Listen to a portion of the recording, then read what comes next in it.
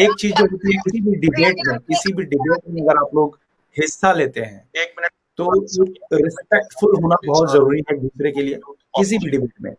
याद रखिए, आपको हजारों लाखों लाख लोग देखते हैं, आप एसएसआर की लेगेसी को आगे बढ़ाने की बात करते हैं, और आपकी बातों से अगर ऐसा लगे कि आप एक दूसरे पे ही ट्रस्ट नहीं कर रहे और आपकी लड़ाई में कोई मतलब डायरेक्शन ही नहीं है, तो फिर चीजें गलत हो जाती है।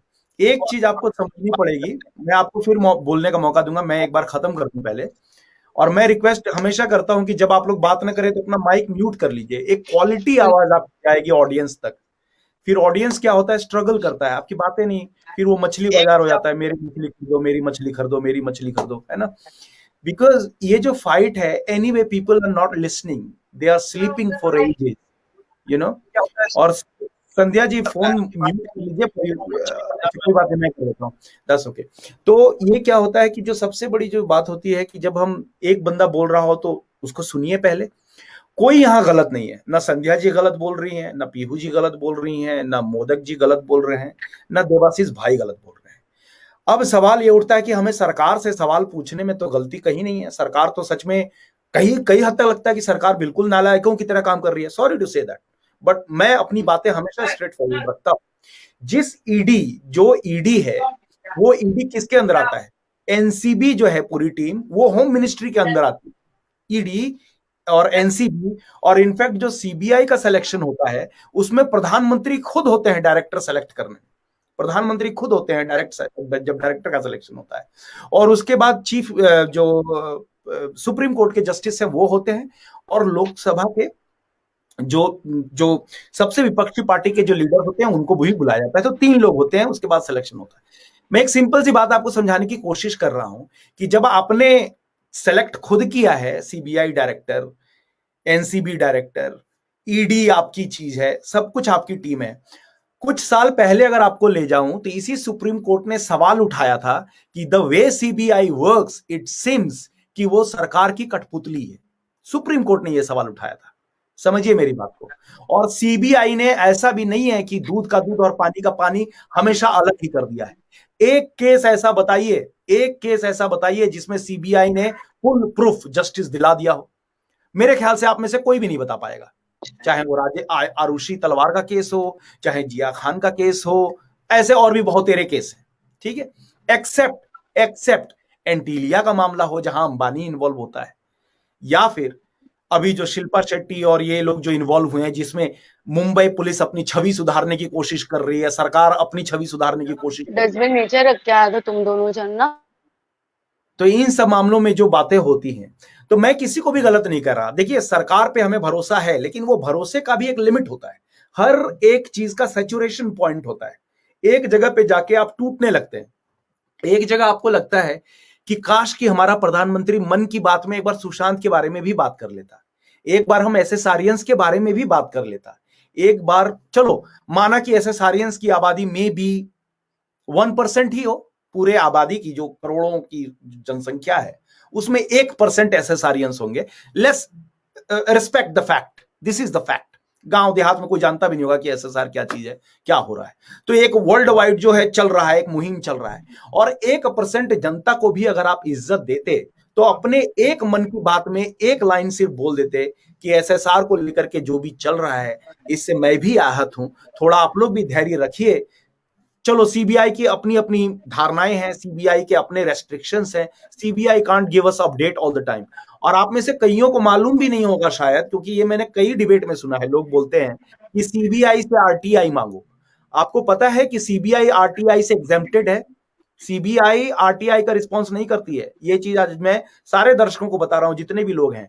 RTI right to information act के तहत सारी एजेंसियां आती हैं, पर सीबीआई नहीं आती। तो सीबीआई को आप 1000 चिट्ठियां भी भेज दीजिए तो सीबीआई आपको नहीं देगी। और ये आप चेक कीजिए गूगल में, अगर मैं गलत बोल रहा हूं तो आप चेक कीजिए कि आरटीआई से एग्जेम्प्टेड है कि नहीं CBI. It used to be the part of RTI, RTI के अंदर आती थी, लेकिन पिछले 2 सालों से आरटीआई से एग्जेम्प्ट कर दिया गया है। खैर, अब मेरे कहने का मतलब है कि हम लोग यहाँ ब्लेम करने के लिए नहीं बैठे हैं। हम लोगों को एक दूसरे की इज्जत करनी पड़ेगी। सबकी अपनी अपनी भावनाएं हैं, अपना अपना फ्रस्ट्रेशन लेवल भी होता है। कुछ लोग शांत होते हैं, हट। कुछ लोग तेज तर्रार होते हैं, कुछ लोगों के लड़ने का तरीका होता है कि अर्नब गोस्वामी स्टाइल है, कुछ लोगों के लड़ने का तरीका होता है रवीश कुमार स्टाइल, कि मीठी मीठी बातें बोल के छुरा मार देना, है ना, अलग तरीका।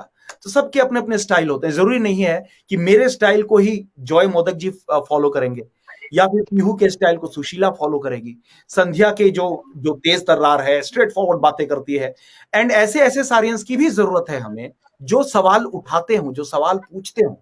तो जब भी मैं डिबेट करता हूं तो मुझे अच्छा लगता है कि एक मिक्स जो है, ऐसे सारियंस मिले हुए हैं, और ऐसे लोग नहीं मिले हैं जो सरकार की आंख मूंद के तारीफ करें। देबाशीष जी जिस तरह के पॉइंट रखते हैं, जॉय साहब ने जिस तरीके से पॉइंट रखा, तो पॉजिटिव और नेगेटिव हर चीज आपको सुनना पड़ेगा। और इससे क्या है कि आपको हिम्मत नहीं तोड़नी है अपनी, आपने अपने, ऑब्वियसली पॉजिटिविटी बहुत जरूरी है, ये भी मैं कहता रहूंगा कि पॉजिटिविटी बहुत जरूरी है इस लड़ाई में। अपने आप को पॉजिटिव रखिए, क्योंकि आवाज उठाए बिना और कोई अस्त्र नहीं है मारो। हमारे पास। कोई बॉम्ब नहीं है, कोई गोली नहीं है, और कोई लीगल राइट्स नहीं है बुच्चू। हम बंदों को जाकर के कॉलर पकड़ के घसीट के जेल ले जाए। हमारे पास कोई लीगल राइट नहीं है, हमारे पास सिर्फ एक राइट है, और वो है फ्रीडम ऑफ स्पीच, जिसका हम इस्तेमाल कर सकते हैं। जिस पे हमें ब्लेम करना हम कर सकते हैं, जिसको हम खड़ा करके नंगा करना चाहते हैं। बहुत सारे कमेंट्स आए यहाँ पे कि बॉलीवुड को बॉयकॉट कर दो, इससे बढ़िया तो कुछ हो ही नहीं सकता, and we are doing so well, we are doing so well. OTT platform अब भी अच्छा कर रही है, and therefore people are going for OTT platform. तो ये एक थोड़ा सा है, सब्जेक्ट है, मैटर ऑफ इंटरेस्ट भी है, कि क्या हम ओटीटी प्लेटफॉर्म में सच में कंट्रोल कर पा रहे हैं, क्या हमने सच में उसको बॉयकॉट कर दिया है, क्या घर घर तक जो पहुंच चुका है, गंदी बात 1, गंदी बात 2, गंदी बात 3, जो घर घर तक पहुंच चुका है यूट्यूब के जरिए, क्या आपका उस पर कंट्रोल है? क्या जो आप अपने बच्चों को मोबाइल या फिर टेलीफोन या जो भी दे रहे हैं, आईपैड दे रहे हैं, उस पर आपका कंट्रोल है? तो जहां पे संस्कृति खतरे पे आ गई, जहां आपका संस्कार खतरे पे आ गया, जहां पे माँ बाप की बात आजकल बच्चे नहीं सुनते। एक जमाना था, पिताजी एक बात कहते थे, मैं 2 दिन रोता था, वो दौर था।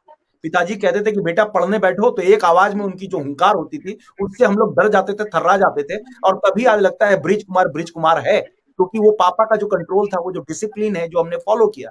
आज के बच्चों को आप बोलिए तो वो आपको कुछ और ही पढ़ा देंगे। आजकल के बच्चे ही मास्टर हो गए, वो आपको घुमा फिरा करके ऐसी चीज पढ़ा देंगे, आप बोलोगे कि अरे भैया ठीक ही बोल रहा होगा, आजकल पता नहीं क्या हो रहा है। तो ये मैं कह रहा हूं कि जो ऑनलाइन एजुकेशन सिस्टम के तौर पे, मैं ज्यादा नहीं बोलना चाहता था, लेकिन मैं फिर भी इसमें आया। छोड़ दो उसको, तुम लोग परेशान करो। खूबसूरती से मैनेज किया है आज का जो भी आप लोग कह रहे हो, and I have a full confidence you guys, whatever the point you are putting forward, it is actually excellent, and these are the point actually we should discuss, है ना। कई दिनों से हमने डिस्कस नहीं किया है, और लोगों के दिलों में जो नेगेटिविटी आ रही है, उसको आप नहीं रोक सकते, ना हम रोक सकते हैं, ना कोई नहीं रोक सकता। नेगेटिविटी रहेगी, but staying positive is a challenge. और मुझे लगता है कि एसएसआर इसमें बहुत अच्छे हैं, क्योंकि एसएसआर खुद चैलेंज एक्सेप्ट करने वालों में से था। जब वो बॉलीवुड की गंदगी में रह के इतनी अच्छी अच्छी फिल्में बड़े बड़े कलाकारों से छीन ले रहा था, तो समझिए हम तो उससे आगे होंगे ना, हम तो उसी को फॉलो कर रहे हैं, हम भी शिव भक्त हैं, हम भी चाहते हैं कि भैया लेगेसी को हम कंटिन्यू करें, हम भी चैरिटी करें। बहुत सी चैरिटीज ऐसी हुई हैं एसएसआर के नाम पे, फेसबुक पे मैंने कई तस्वीरें देखी, कई लोग बच्चों को खिला रहे हैं, कई लोग गरीबों को दान कर रहे हैं, भगवान भोले की अर्चना हो रही है। जो हमारे मुस्लिम भाई बहन हैं, वो अपनी दुआओं में, अपने जो रोजा है उस समय जो फास्ट रखा हुआ था, उसमें लोग कहते थे कि अल्लाह खुदा प्लीज मदद करो इस जस्टिस में। तो हर धर्म के लोग एक साथ मिलकर के इस लड़ाई को लड़ रहे हैं, चाहे क्रिश्चियन हो, हिंदू हो, मुस्लिम हो। यहाँ पे कई सिख भाई बहन हैं हमारे, वो लोग भी, सब लोग कनाडा से जुड़ रहे हैं, कहां कहां से जुड़ रहे हैं। इस पूरे मुहिम में आप लोग जो जुड़े हो, तो हर तरह के लोग जुड़ते हैं। तो हमें एक दूसरे को इज्जत देते हुए एक दूसरे की बात को पूरे तरीके से सुनना होगा, सुनने बोलने भी दीजिए और उसको सुनिए, और फिर उसके बाद हाँ, लेकिन जब बोलने वाला हो तो वो भी कंट्रोल करे कि हाँ भाई 2 मिनट का टाइम है, मेरे को बोल के खत्म करना है, जलेबी नहीं बनानी है ना, समझ रहे ना, जलेबी की तरह घुमाते नहीं रहना। एक पॉइंट टू पॉइंट बात किया कि हाँ भाई देखिए मेरा सरकार से सवाल है कि why something is not happening. फिर जॉय भाई हैं, वो बोलेंगे कि देखो this is why this is not happening. तो एक डिबेट को बड़ा हेल्दी बनाना जरूरी होता है। मेरा ये मानना है कि अगर आपके डिबेट में वो हेल्दी डिस्कशन नहीं है, और एक दूसरे को हम काट नहीं रहे हैं, और एक दूसरे की सुन भी नहीं रहे हैं, तो ऑडियंस भी बोलेगी यार ये सब फालतू के टाइम पास लोग हैं, सब यहाँ पे बैठ करके झाल बजा रहे हैं, है ना। तो हमें ये इस तरह का ध्यान रखना है, क्योंकि आप लोग बहुत ही मेहनती लोग हैं, और आप लोगों ने जितना क्लोजली फॉलो किया है, I don't think even I have followed it. I will be very honest with you, but you guys, Sushila ji 14 तारीख को हर रोज रोड पे खड़ी हो जाती हैं। कहाँ कहाँ कितने लोग करते हैं इतना? यहाँ पे जॉय भाई हैं, उनका पोस्ट आता रहता है। पीहू जी हर रोज सुबह से लेकर शाम तक अपने मोबाइल के बटन तोड़ती रहती हैं, tag tag tag tag tag. यहाँ संध्या जी हैं, वो भी परेशान है। नेगेटिविटी और पॉजिटिविटी की बात को दूर रखिए, लेकिन एक फ्रस्ट्रेशन जो है वो दिखता है चेहरे पे, उनकी बातों पे दिखता है कि कुछ नहीं हो रहा है, हमारे लिए तो कुछ भी नहीं हो रहा है। देवाशीष भाई हैं, अपनी बीवी का भी ख्याल रख रहे हैं, खाना भी बना रहे हैं, घर भी संभाल रहे हैं, साथ ही साथ वो बेचारे भी वक्त निकाल के जुड़ रहे हैं। इस रिस्पेक्ट को आप कैसे भुला दीजिएगा? इस मेहनत को, इस लगन को, इस जद्दोजहद को आप कैसे भुला दीजिएगा?